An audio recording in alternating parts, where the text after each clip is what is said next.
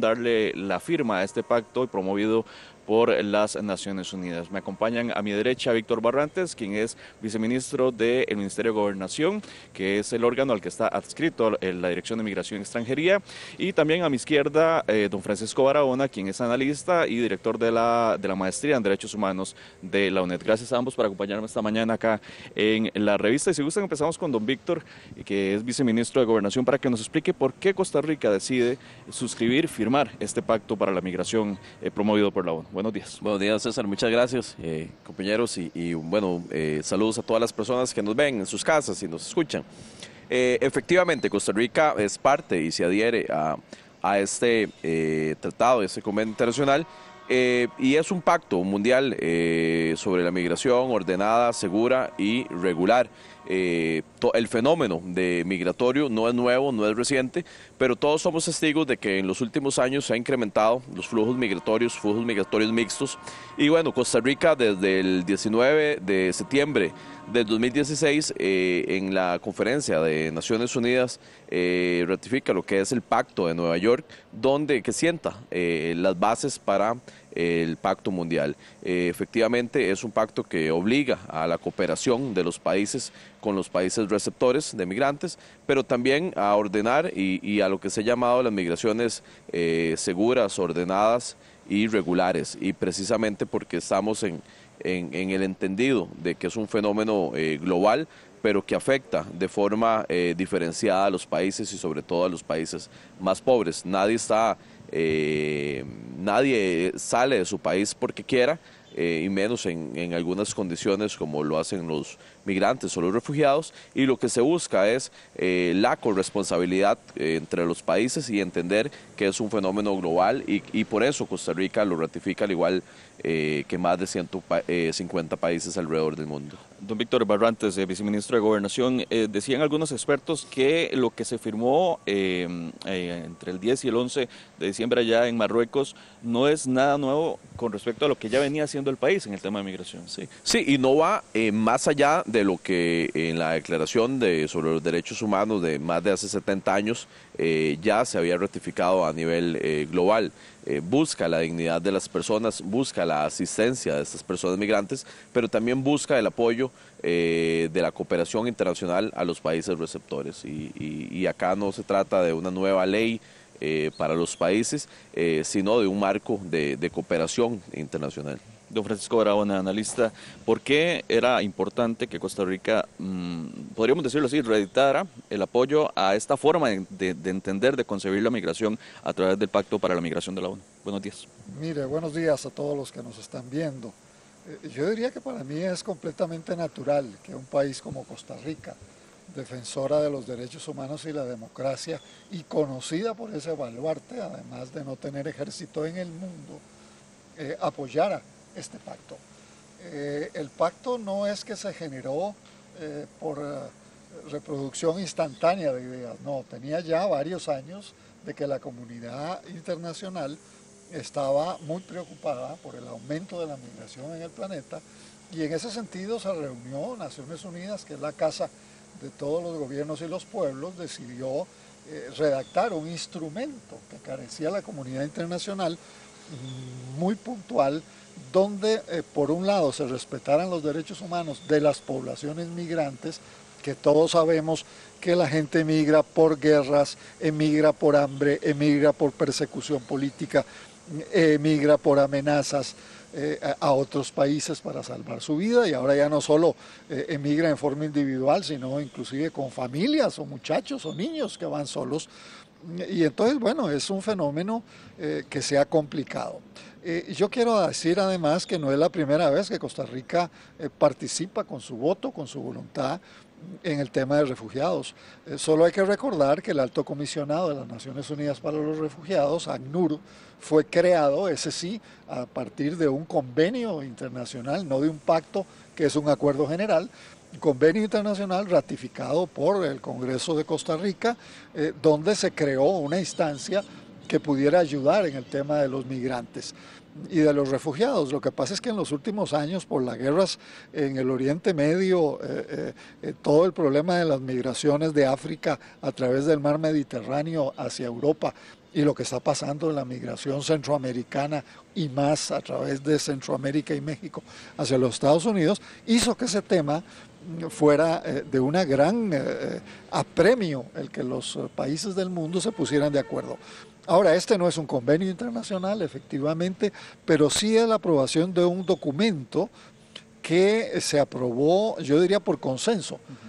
Porque los demás países, los pocos países que dijeron que no, unos 10 países, ni siquiera se presentaron a esta conferencia de Marruecos. Y fue aprobado en un día excepcional, que era el 10 de diciembre, que es el Día Mundial de los Derechos Humanos, y además donde se celebra la aprobación hace 70 años de la Declaración Universal de los Derechos Humanos. Yo más bien me preocupé cuando la prensa en Costa Rica le preguntó al presidente don Carlos sobre el tema, y don Carlos dijo que no tenía información. Yo dije, ¿será que aquí Costa Rica va a tener ahí un punto y coma negativo en su historial?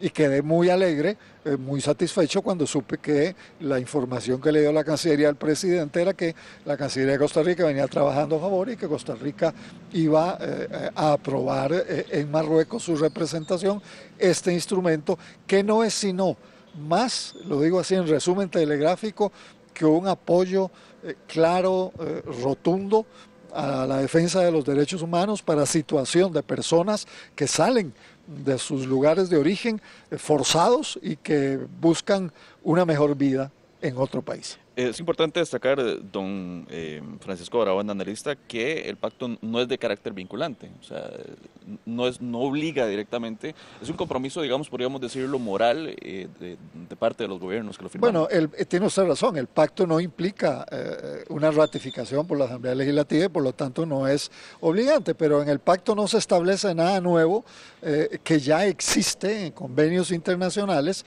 que sí son de acatamiento obligatorio. Entonces es algo así como subrayar en letritas negras ya un compromiso y una afirmación inclusive jurídica que el país tiene.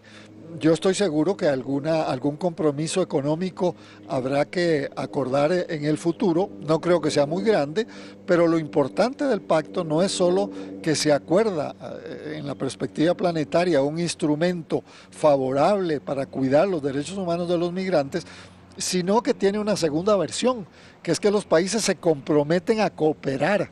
Eso significa que un país como Costa Rica, que por ejemplo recordemos la crisis que tuvimos hace un par de años, ¿verdad? De africanos, de cubanos, de haitianos que pasaron por Costa Rica hacia Estados Unidos y donde Nicaragua bloqueó el paso y eso significó un estancamiento de miles de personas en Costa Rica. Bueno, logró superar eso no solo con su esfuerzo nacional y con su dinero, la comunidad internacional ayudó en ese proceso. Bueno, en esta especie de pacto o acuerdo internacional, la comunidad se compromete a ayudar a los países que necesiten ayuda internacional. Entonces, para mí, esto es un buen negocio para Costa Rica. Ahora, específicamente, ¿a qué se compromete Costa Rica a través de este pacto para la migración? Víctor Barrantes, viceministro de Gobernación. Sí. Aquí veo que habla de 23 puntos, tal vez para que nos cite. Sí. Bueno, son muchos puntos, exactamente cerca de 23, que como se decía, es lo mínimo que pueden hacer los países frente al fenómeno migratorio y a la situación actual. Pero, por ejemplo, se habla de recopilar y utilizar datos precisos para el análisis de los flujos migratorios y para dar respuesta, minimizar los impulsores adversos y los factores que impulsan a las personas a migrar, proporcionar información adecuada sobre los diferentes flujos migratorios, facilitar las condiciones para que las personas migrantes en el país, sobre todo personas menores de edad, personas no acompañadas, puedan recibir atención también de los estados.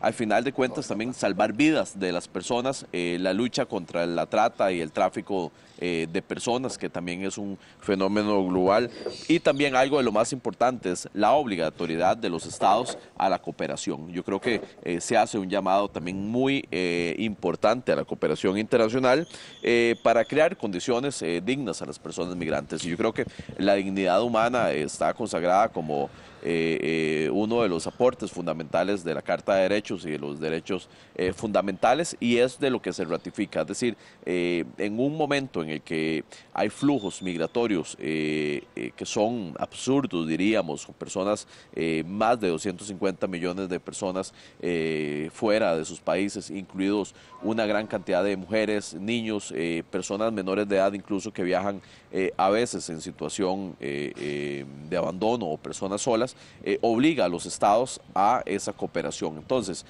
básicamente rescata esos compromisos que ya el país tiene a nivel internacional, pero obliga a una cooperación aún más fuerte entre los diferentes países y a lo que se llama y lo que se ha denominado también una gobernanza migratoria que lleve a los países a organizarse a lo interno desde el apoyo de sociedad civil, de empresa privada y todas las instituciones de gobierno. Son puntos amplios, son grandes objetivos, una sombrilla grande en la que ordena la atención a los flujos migratorios, pero principalmente busca el respeto a los derechos humanos y el respeto a la dignidad de las personas. Es decir, que ninguna persona pierde su dignidad por abandonar su país, ni por estar en situación regular o irregular en un país. Algo muy importante de esto sí es que cuando se habla de las migraciones ordenadas, lo que busca es que precisamente las personas entren en situación regular a los países, es decir, que entren por un puesto migratorio y que cumplan con las disposiciones internas de los países. No abre un derecho a migrar, o no se apuesta por un derecho a migrar, ni impulsa a las personas a migrar este pacto, sino que lo que garantiza en el estado actual de situación, cuando vemos una caravana, por ejemplo, de migrantes hondureños que va como un cardumen, digamos, hacia México y que esa es, digamos, hacia Estados Unidos y que esa es unidireccionalmente el lugar hacia donde van, lo que hace precisamente es eso, resguardar a estas poblaciones, pero además pedirle a los estados cooperación, no solo a los países receptores, sino también al entramado de países en las regiones que tienen un deber de cooperación, lo que se ha llamado también la corresponsabilidad de todos los actores en esta sociedad. Y el tema migrante pasa mucho por mano de obra que enriquece al país, y eso es importante porque según la OCDE, para Costa Rica el 12% de nuestro PIB es producido por la población migrante. Bien, ya vamos a tocar ese tema muy brevemente porque nos quedan pocos minutos. Hablando del tema del respeto a los derechos humanos, se me viene inmediatamente a la cabeza el tema, don Francisco de Aragona, de las retenciones y división que hacían entre familias en Estados Unidos, que se llevaban a los niños a centros de detención donde no estaban los padres. Esos temas en particular son los que el pacto dice hay que evitar ese tipo de cosas. Ese es uno de los temas efectivamente que trata este pacto. Por ejemplo, al dar la defensa de la dignidad humana y de los derechos humanos a todas estas poblaciones migrantes, uno de los acuerdos es que no es un delito migrar. Y como no es un delito migrar, entonces tampoco las detenciones de migrantes, simplemente por el hecho de ser migrantes y entrar al territorio de otro país, deberían ser recomendadas. Al contrario, no deben ser recomendadas, deberían ser prohibidas. Y el enclaustrar ya no solo a personas que son detenidas, como sucede en los Estados Unidos, sino a niños, a menores de edad, el separar familias con menores de edad por un lado y los mandan a 200 o 1000 kilómetros de distancia en diferentes campos, yo diría de concentración, que es la realidad en los Estados Unidos. Bueno, eso está no permitido, pero no en términos jurídicos, sino en términos de defensa de principios. Ahora, dado que faltan pocos minutos, yo querría hacer una observación. Es que hace menos de un año, cuando se conoció este pacto en la Asamblea General de Naciones Unidas, solo un país, Estados Unidos de Norteamérica, expresó que estaba en contra. Todos los demás estaban a favor. En pocos meses, este número se elevó a 10 y no es casual, porque la gran mayoría de esos 10, incluyendo los Estados Unidos de Norteamérica, son regímenes de pensamiento conservador de extrema derecha, radicales. Por ejemplo, Hungría, Polonia. En América Latina, para mi sorpresa, República Dominicana, que tiene un problema seriosísimo de inmigración con su país vecino, que es Haití. bueno, finalmente tomó una decisión que al final yo la veo como apoyo descarado a los Estados Unidos. Chile, que ganó las elecciones el partido de derecha en Chile, también para mi sorpresa, lo hizo. Todos los demás países de América Latina firmaron a favor. Es más, son más de 160 países en el mundo que aprobaron este instrumento internacional de protección de migrantes y que defiende los derechos humanos. Perfecto. Y por eso mismo, concluyo, por eso mismo es que la prensa conservadora en el mundo le ha dado tanta importancia a la aprobación de este convenio, porque están ganando espacios conservadores y realmente perjudiciales a la defensa de los derechos humanos. Respuesta muy breve. ¿Hay razón para temer o no hay razón para temer de este pacto, esta firma de Costa Rica? Yo creo que Costa Rica tiene muchas razones para sentirse orgullosa, no solo por la ratificación y la adhesión a este pacto, sino también por la tradición que tenemos. Incluso la Ley Nacional de Migración en Costa Rica es una ley que busca la integración de los migrantes y es porque entiende que el fenómeno migratorio vino para quedarse y que no es reciente y que es de larga data, pero que además, si no integramos de forma positiva a nuestros migrantes, se nos convierte en un problema y en un problema de grandes dimensiones como lo han experimentado ya muchos países. Entonces yo creo que lo que se hace es ratificar una tradición histórica, perfecto, pero además que ya ha estado incluido en los planes nacionales de desarrollo como la transversalización del tema de migrante en tema de salud, de educación. Muchísimas gracias, don Víctor Barrantes, viceministro de Gobernación, y a Francisco Barahona, analista internacional, por ayudarnos a entender más la firma del Pacto para la Migración de la ONU, en la cual Costa Rica, el firmante, se hizo el 10 de diciembre pasado. Vamos al set con más información. Gracias. Muchas gracias, César, por la información. Vamos a un corte y ya regresamos con más aquí en Costa Rica Noticias, la revista.